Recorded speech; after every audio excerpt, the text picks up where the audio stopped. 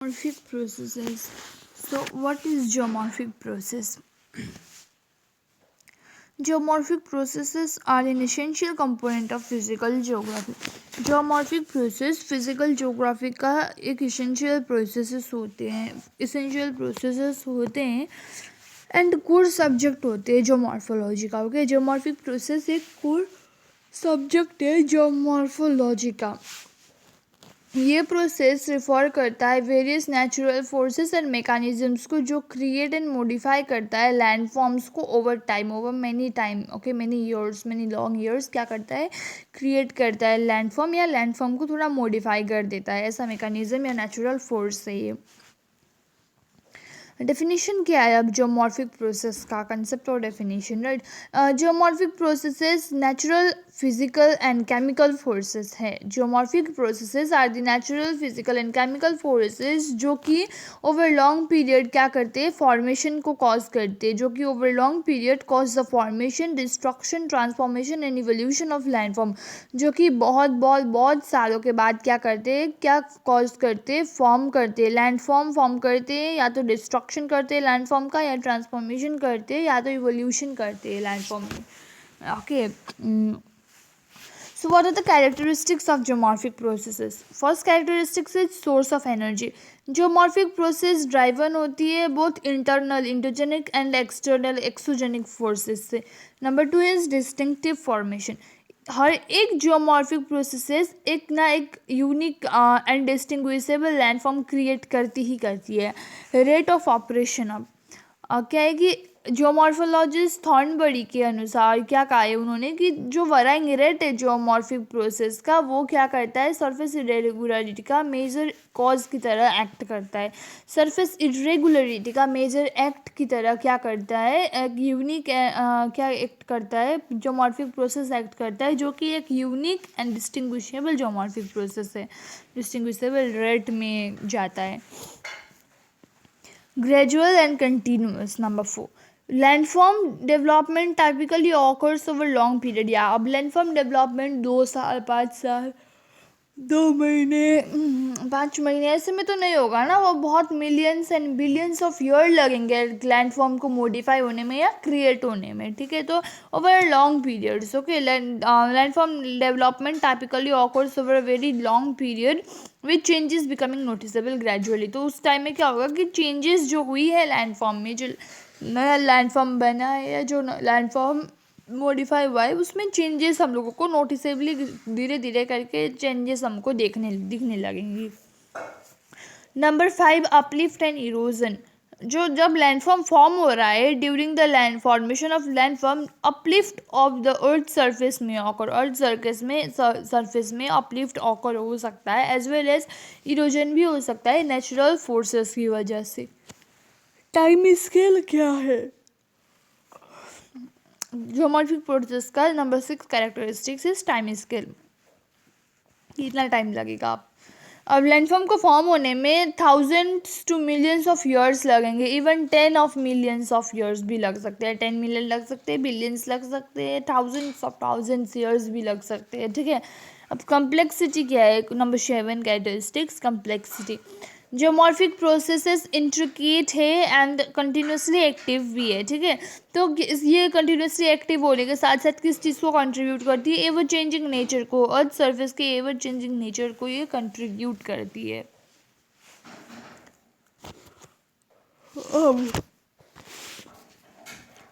Geomorphic process की classifications 2 हैं.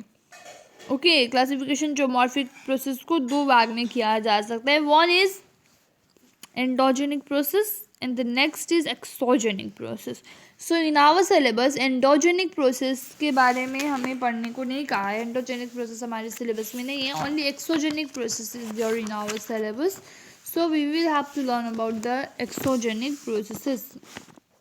Endogenic processes means for general knowledge जो अर्थ के अंदर मूवमेंट होता है उसको एंडोजेनिक प्रोसेस कहते हैं. Like earthquake, volcanic eruptions and all. Okay,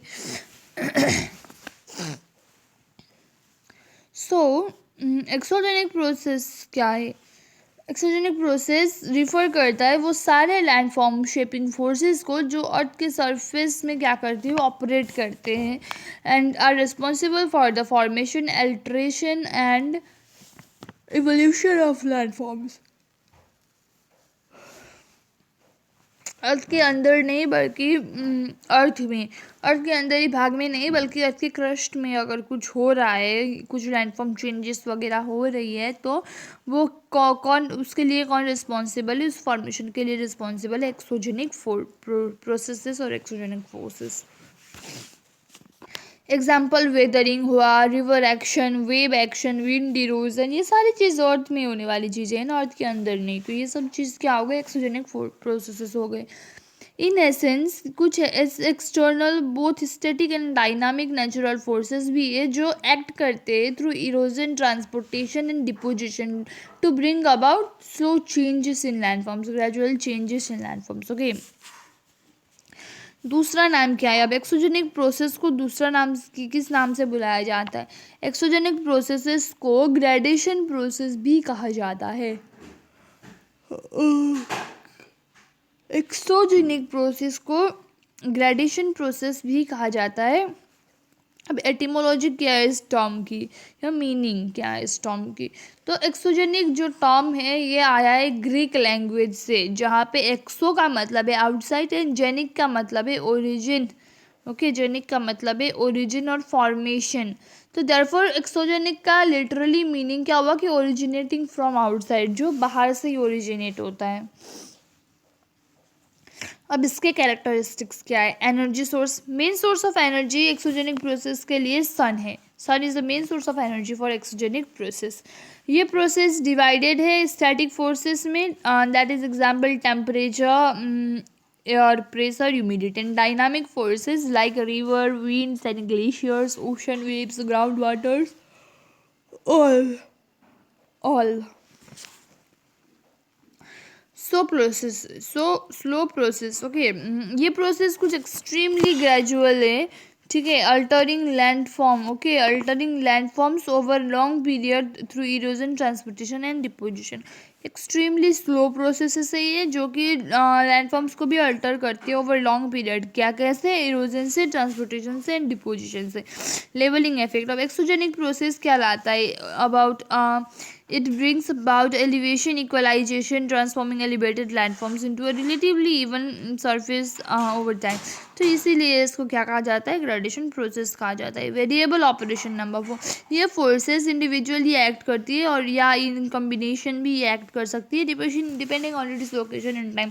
उनका लोकेशन एंड टाइम कैसा है उसके हिसाब से ये एक्ट करेंगे, इंडिविजुअली करेंगी या कॉम्बिनेशन में करेंगी। Number 5 is historical note. तो ये जो टर्म एक्सोजेनिक है वो कहाँ से इंट्रोड्यूस हुआ है? विलियम पेंक ने उसको इंट्रोड्यूस किया था। William Penck, WILLIAM, William PENC के पेंक, उन्होंने क्या किया था? ये जो टर्म एक्सोजेनिक है उसको फर्स्ट टर्म यूज़ किया था या इंट्रोड्यूस किया था। Next is fluvial landform. Potamology, the study of rivers. Potamology एक स्पेशलाइज्ड ब्रांच है ज्योग्राफी का जो कि डील करता है स्टडी ऑफ रिवर्स के साथ। Okay, focusing on their movement, structure, flow patterns, landforms created by them also. ये जो पोटेमोलॉजी टर्म है, ये जो पोटेमोलॉजी टर्म में ये डिराइव किया हुआ है Greek word potamos meaning river, logos meaning study और साइंस। सो पोटेमोलॉजी का लिटरेरी मीनिंग हुआ द साइंस ऑफ रिवर्स या the study of rivers. Okay, so इसको क्या भी कहा जाता है? फ्लूवियल ज्योग्राफी भी कहा जाता है, एज अ सब discipline of physical geography focusing on river processes and the resultant landforms. Etymology and meaning of river क्या है? अब पोटेमोलॉजी तो हो गया है, स्टडी ऑफ रिवर। अब एटिमोलॉजी क्या है? जो वर्ड रिवर है वो ओरिजिनेट हुआ था एंग्लो फ्रेंच वर्ड रिव्यूर से एंड लैटिन रूट रिपेरिया और रिपीरस से, जिसका मतलब है flowing body of water. Okay, flowing body of water.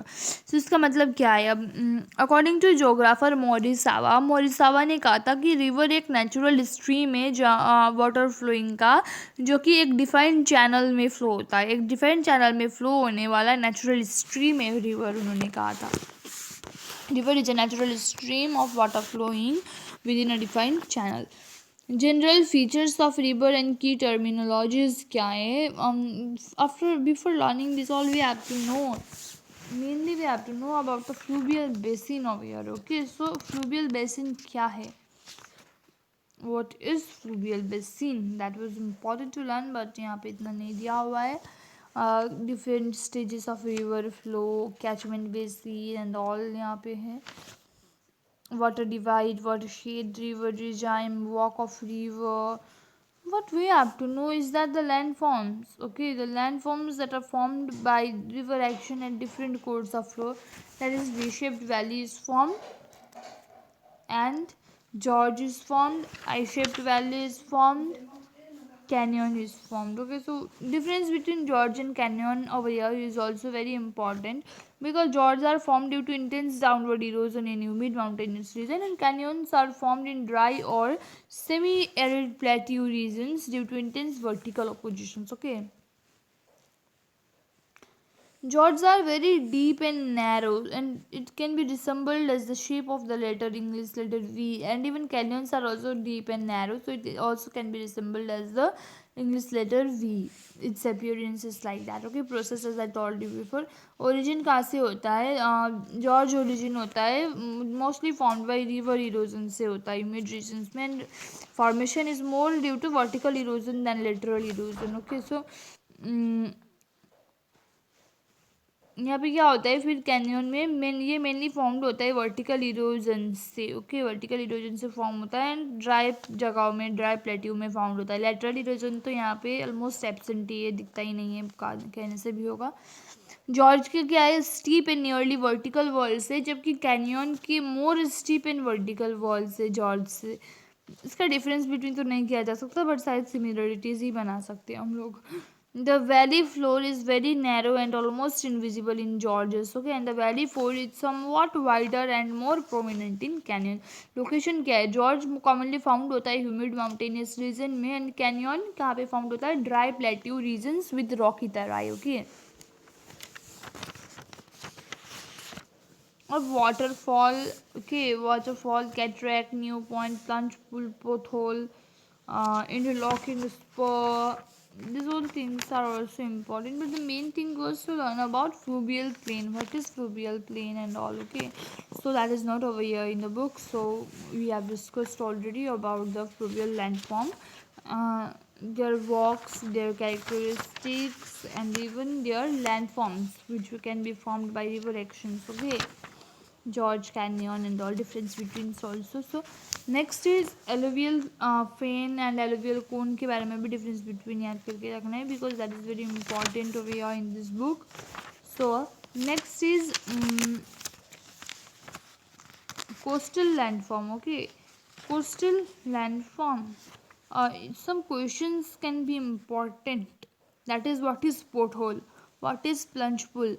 Few important watersheds in India. What is the fall line? What is triangular delta?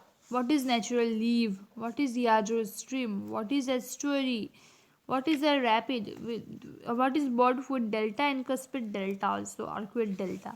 These are very important questions, as it is not in the syllabus, but it can be mentioned over there in short type answers to marks. A coastal landform. Okay. Coast या coastal regions एक dynamic zone है जहाँ पे landform create होते हैं by the action of sea waves and ocean currents. इनके form होते हैं अंडरगो कंटिन्यूअल मॉडिफिकेशन होता रहता है अंदर ही अंदर. कंटिन्यूअल मॉडिफिकेशन इसमें होता है. तो excluding the impact of tectonic uplift और changes in sea level erosion, ये एक डोमिनेंट प्रोसेस है जो रिस्पॉन्सिबल होता है for the creation of coastal landforms. ठीक है, कोस्टल सेडिमेंट्स अंडरगो होते हैं मल्टीपल फेजेस ऑफ इरोजन में, ट्रांसपोर्टेशन में एंड डिपोजिशन में भी. टर्मिनोलॉजीज एंड कुछ रिलेटेड एक्सपेक्ट्स है सी वेव्स के. सी वेव रिफर करता है तो the vertical rise and fall of sea water without any actual horizontal displacement of water. Meaning क्या होता है कि वाटर ओसिलेट होता है up and down in the same place the sea wave या तो ocean wave simply up and down motion है sea surface का। ऑल्दो जो शेप है वेव का वो अपीयर हो सकता है, वो मूव फॉरवर्ड हो सकता है, बट जो एक्चुअल सी वाटर है वो शिफ्ट नहीं, उसका पोजीशन शिफ्ट नहीं होगा। वेव को कंसिडर कर सकते हैं एक मैकेनिज्म फॉर एनर्जी ट्रांसपोर्ट में, जबकि a sea wave is a device for the transport of energy. Main point is that sea wave is a device for the transport of energy. Ocean current, अब ocean current refer करता है to the horizontal movement of a large mass of sea water, जो कि एक place से another place में particular direction में move करती है। आइदर या तो सरफेस से सब सरफेस फ्लो में भी कर सकती है, ठीक है। ये एक यूनिडायरेक्शनल फ्लो है सी वाटर का जो ओवर अ सर्टेन डिस्टेंस में होता है। फेच क्या है, FETCH, fetch, that is also important. Length of water surface जो कि over which the wind blows it is fetch. Water surface जो कि मतलब विंड के ऊपर से जो वाटर सरफेस का लेंथ ब्लो अप करता है उसको क्या कहते हैं, फेच कहते हैं। Okay so main over here is that coastal landforms भी हो गया। कोस्टल लैंडफॉर्म में सी वेव्स आते हैं, ओशनिक करंट्स आते हैं, ब्लो होल वगैरह भी आता है, but offshore bar and all what we have to learn the next landform is coastal landform में एफ जॉर्ड या फ्यॉर्ड भी बहुत इम्पॉर्टेंट रहेगा, valley and all also. So next is aeolian landform. Okay, one synonym for air is Marut in Sanskrit. Okay, that's why उनको मारुति कहा जाता था हनुमान जी को। और वॉक ऑफ एयर फ्लो जो कि प्रोमिनेंटली ऑब्जर्व होता है डेजर्ट रीजन्स में, मोर स्पेसिफिकली हॉट डेजर्ट में इसको दिखा जा सकता है। One of the important agents के एक्सोजेनिक प्रोसेसेस के अर्थ में वो एक्शन ऑफ एयर है जो कि इंग्लिश में कहा जाता है एयरलिन एक्शन और work of aeolian. So according to Cooke and Warren, जो इंसान है, साइंटिस्ट है या जियोमॉर्फोलॉजिस्ट हैं, approximately 36% of the earth's land surface या तो डेजर्ट है या तो सेमी डेजर्ट है कहा था उन्होंने। ऑफ दिस अबाउट 16% वो क्या है, कॉवर्ड है mobile sand dunes. IG Wilson 1971 में कहा था। जो मॉर्फिकल जर्नल उनके वॉल्यूम 133 पेज नंबर 180 to 99 तक में उन्होंने कुछ कहा था, PP 180 to 99 में, जो कि क्या है, एक डायरेक्ट रिजल्ट है एयरलिन एक्शन का। एयरलिन एक्शन से अफेक्ट हुए गए रीजन्स डिजर्ट से, सेमी एरिड लैंड से एंड कोस्टल रीजन्स भी। अमॉन्ग दिस हॉट डेजर्ट्स जो जहाँ पे एयरलिन एक्शन बहुत ही ज़्यादा प्रोनाउंस्ड है। ओके, बहुत ज़्यादा होता है। एग्जाम्पल हॉटर ट्रॉपिकल डेजर्ट यानी कि नॉर्दर्न हेमिस्फीयर में सहारा डेजर्ट हुआ, अफ्रीका का रबल खाली हुआ, एम्प्टी क्वार्टर है जो अराबियन पेनिनसुला में, थार डेजर्ट हुआ इंडिया एंड पाकिस्तान का। फिर साउदर्न हेमिस्फीयर अटाकामा डेजर्ट हो गया, वेस्टर्न कोल्डन है, southern hemisphere means cold, Atacama desert हो गया, वेस्टर्न ऑस्ट्रेलियन डेजर्ट हो गया, टेम्परेट डेजर्ट हो गया, ओके, साउदर्न हेमिस्फीयर में। तो ये सब होता है। तो मेन यहाँ पे क्वेश्चन एक बनता है, Y is wind action most active in सहारा। सहारा में विंड एक्शन क्यों एक्टिव है? सहारा एक लार्जेस्ट हॉट डेजर्ट है। ओके, सहारा एक लार्जेस्ट हॉट डेजर्ट है, अबाउट 9 मिलियन स्क्वायर किलोमीटर, जो ऑफर करता है एक एक्सटेंसिव सरफेस को फॉर एयरलिन प्रोसेसेस। तो ये डोमिनेटेड होता है bye vast sand seeds orgs, okay, regular dune lines and undulating sand seeds से भी। सो इन सेंट्रल एशिया ये जो सैंडी डेजर्ट्स है उनको कुम कहा जाता है। Example Karakum, Kyzylkum. तो Arabic origin of the word desert का मतलब होता है डेसोलेट लैंड। वेस्टर्न सहारा दिखाता है कि मोस्ट इंटेंसिव विंड एक्टिविटी हो सकता है due to immense size, abundant sand and persistent strong winds. Landform जो कि क्रिएट होते हैं by the action of wind, okay, that are called aeolian landform, also called eolian, also spelled eolian. ये जो landforms है वो कॉमनली फाउंड होते हैं डेजर्ट एंड कोस्टल रीजन्स में, जहाँ पे परसिस्टेंट विंड का शेप अर्थ सरफेस के थ्रू क्या होता है, वेरियस जोमॉर्फिक प्रोसेसेस करा सकता है। तो एओलियन जो टर्म है वो डेराइव हुआ है from Aeolus, the Greek god of wind.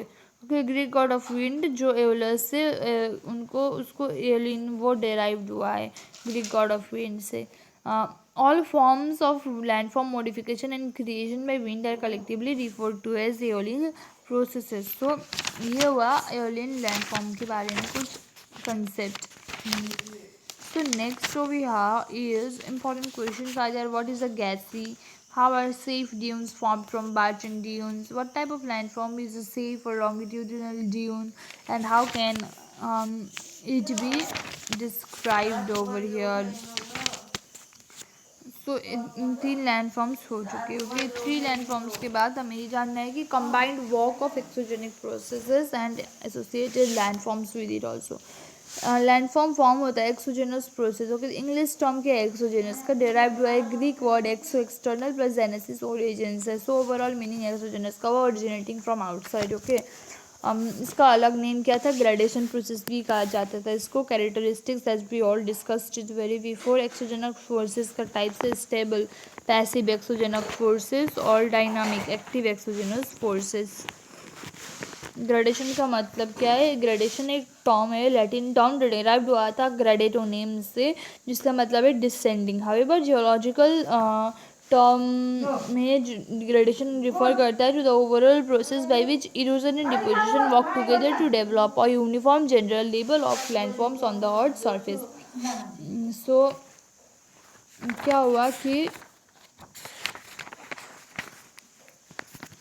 Agents क्या है ग्रेडेशन के? एक्सटर्नल फोर्सेस आर या and agents of gradation. So definition क्या था? द नेचुरल फोर्सेस जो एग्जिस्ट करते हैं outside the earth surface and poses करते हैं पावर को, जो कि मूव्ड होते हैं वेदर रॉक मटेरियल्स में एक जगह से दूसरी जगह में, जैसे कि river, wind, glacier, ocean waves. ये सब क्या हुए? एजेंट्स ऑफ ग्रेडेशन और exogenous forces. So degradation and aggradation इनका डिफरेंस बिटवीन बहुत ही इंपॉर्टेंट रहेगा. इन वेदरिंग इन्वॉल्व करता है erosion and mass wasting degradation process में. तो एग्रेडेशन में transportation, deposition and aggradation process आता है. तो डिग्रेडेशन प्रोसेस जो है, डिग्रेडेशन प्रोसेस डोमिनेट होता है by destructive processes like weathering and erosion, and aggradation process dominate होता है कंस्ट्रक्टिव प्रोसेस लाइक डिपोजिशन से. तो रिजल्ट क्या होगा? The process result in a reduction of elevation. Degradation process में एग्रेडेशन में रिजल्ट करता है in an increase of elevation. Example, landform कैसे फॉर्म होते हैं? Inselberg, pediments, canyons, gorge, buttes. ये डिग्रेडेशन में फॉर्म होता है. एग्रेडेशन में flood plains, deltas, alluvial cones, braided streams form होते हैं. So, for example, mountainous plateaus, hills gradually become lowlands, peneplains. ये डिग्रेडेशन में होता है. एग्रेडेशन में क्या होता है? Flood plain, delta, alluvial fans, natural leaves and all. Okay,